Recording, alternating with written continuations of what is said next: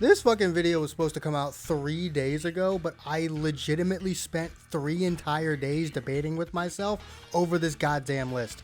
So you know what? At least you guys know I'm not just pulling this out of my ass. I actually do put some thought and effort into actually making these lists. But yeah, the gap was supposed to be 3 days between these two videos, not 6. In the last video, we talked about the 5 worst designed teams in Isekai Memories. In this video, we're going to be talking about the 5 best designed teams in Isekai Memories. And we are going to start off with one that took up most of my brain space when it came to actually trying to figure out whether I should even make this a top 5 versus just a top 3. The first anniversary team. I don't actually know which side I'm going to put it on this time because I'm more in the middle than I was last time. So I don't actually know what side I'm going to put these on. Whichever side it's on, that's where it is. First anniversary team. The first anniversary team has one singular blemish that simultaneously, if it did not have, it would be number 2 on this list. But since it does, I spent like an entire day fighting with myself over whether or not I should even include it and make this a top 5 or take it off the list and make it a top 3.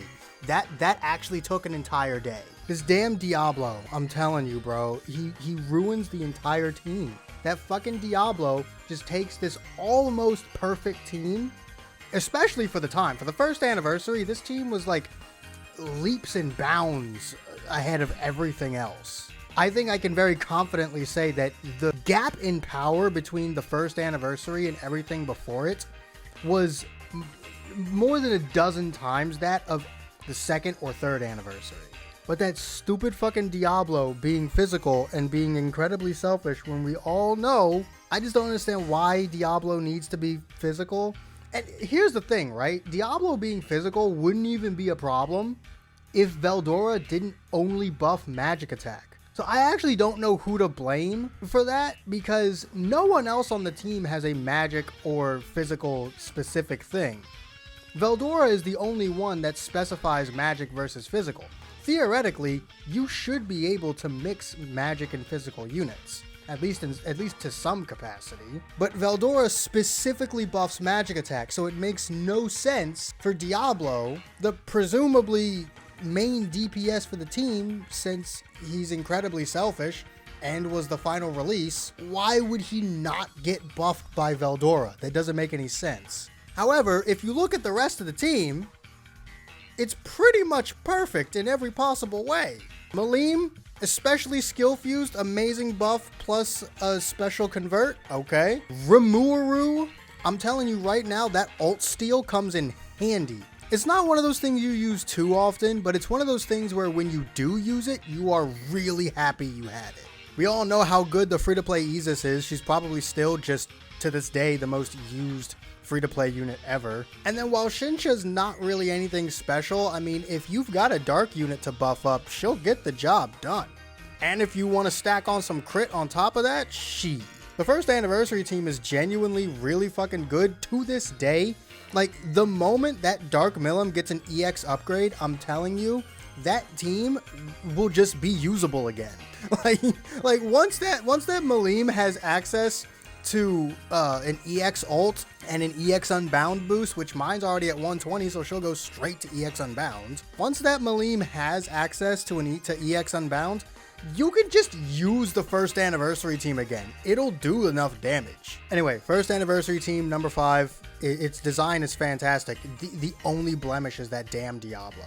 Number 4 is the Fount of Wisdom team, the first ever EX meta. Now, you are going to see a theme throughout this video, and I'm just going to be straight up with you. Every single team in this video has summonable and or free-to-play orb changers. You want to know why the Fount of Wisdom team is the 4th best designed team in all of Isekai Memories?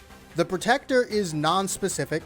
You could slap that protector in front of any unit and they'll all get the same buffs because all he's doing is lowering ult resistance. Any random arrangement of characters can utilize that type of debuff. He does only increase your skill cap by 30, I believe, instead of the 40 that it used to be for those types of protectors. But I mean, you're going to turn 8 regardless. I mean, you'll be fine. I mean, with how expensive skills are today, maybe not. But back then, like, hello? You had your orb changers and buffers in Rimuru and Albus. And while Hinata is not really anything special as a DPS unit, she's definitely not bad. And then when you take into account the fact that they all have skill fusions now, and all of them can be EX unbounded, you could realistically use the Fount of Wisdom team right now and get results with it. There's not even a lot to say about it. It's such a basic build, but it is the blueprint for what a good team should look like. Number 3 is going to be the Konosuba team. Yeah, that's right. I'm putting a collab team in here. And pretty much for the exact same reasons as Fount of Wisdom. You've got an orb changer, 2 buffers, and your DPS unit is also an orb changer and the first ever triple orb changer. Kazuma handled your greens to blues, and then Megumin had the first ever double orange and 1 green to blues. Something that would not be repeated until Violet in Visions of Coleus, and has yet to be repeated again since. Again, there's not even much to say about the Konosuba team. It is just the standard for a good team. The Protector can be used pretty much in any scenario. You have an orb changer and a buffer that can be used universally. Any character in the game can use attack and defense down. It's not as good of a buff as it looks because it's 50 and 50, but defense down is such a bad buff. But I mean, it's still a universal thing, which is what you're getting from Kazuma. Aqua's giving you Pierce and something else. I don't remember what her other skill was. I don't have any of the Konosuba units, so I can't check.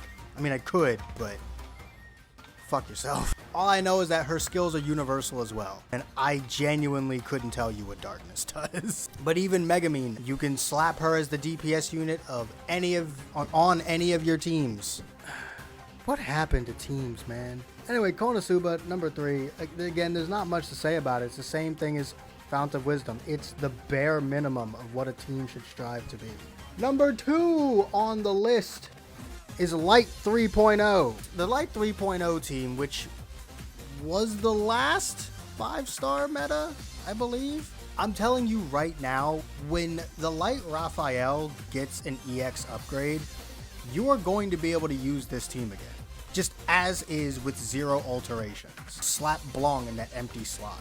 You have orb changers, you have stun, you have the ability to force said stun, you have pierce, you have ult resistance down, you have stun strike, you have the protector giving stun strike and pierce power, as well as upping your skill cap and giving you skill points, which means the protector can be used on any blue team that can use pierce and or stun strike. There's genuinely nothing the team doesn't have except an ult swap, which, like, if you really want to, get that Milim out of there and put someone who can give synergy rate. That way you can actually utilize that synergy resistance down. Or maybe not Milim, maybe get Sokka out of there since she's the free-to-play character. Yeah, that probably makes more sense. Just a team that you don't have to struggle to use. And I think at the end of the day, that's what all of these teams are, just teams that are not a struggle to use. They don't force you into making weird alterations or prevent you from making alterations. They have what they need to survive on their own, but also have what they need to support other teams. And that, to me, is good game design. Which brings us to our number 1 entrant, the reason why this whole video exists in the first place.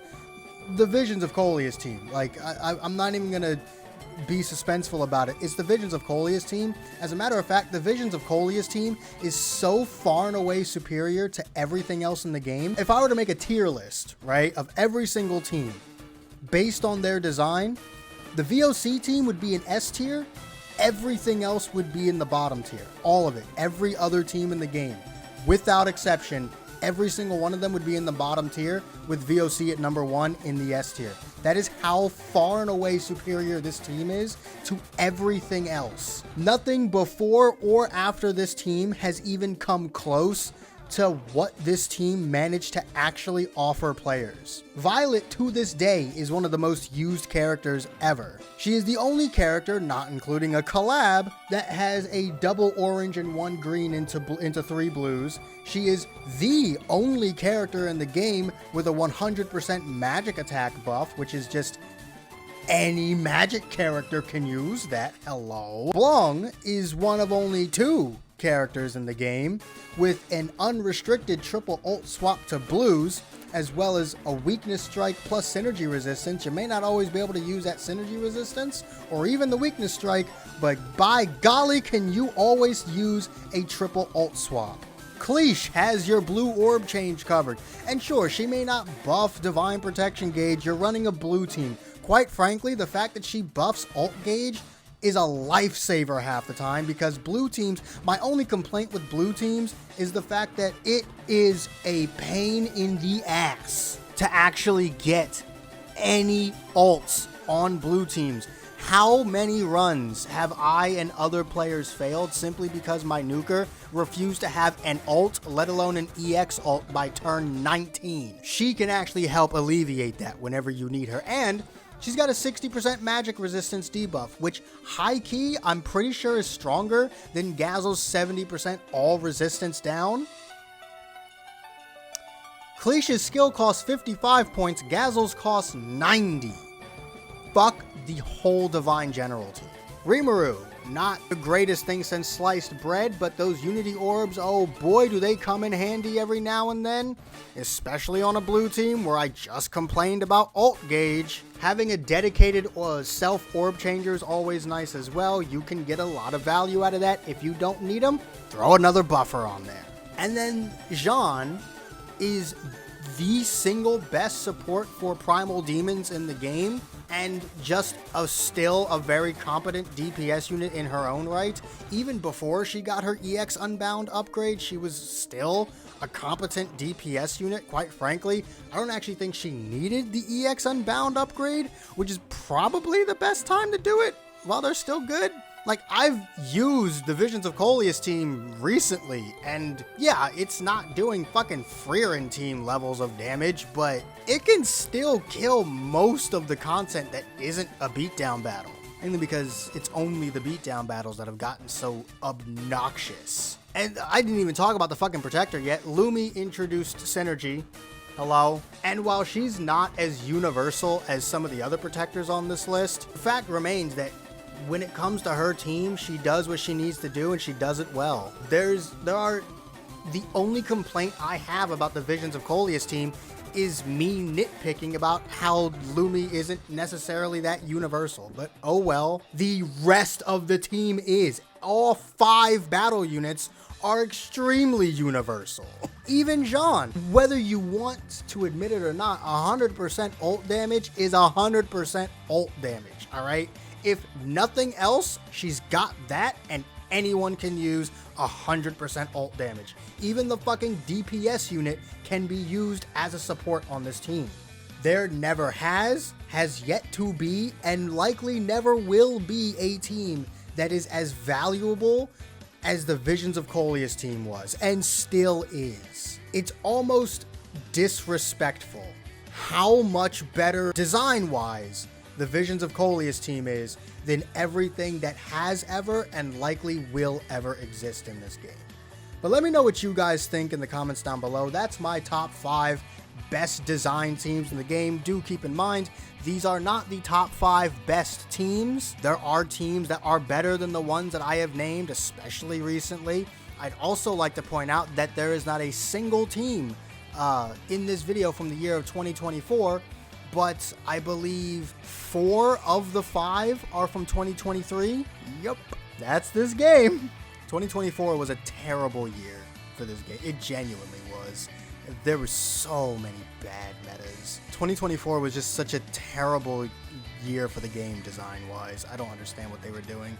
But let me know what you guys think if I'm talking out of my ass. And I will see y'all in a few days. Hopefully not another week. Hopefully I can get my shit together and have the next video out for you guys in 3 to 4 days. But, yep. I'll see you then. Intro or outros be damned.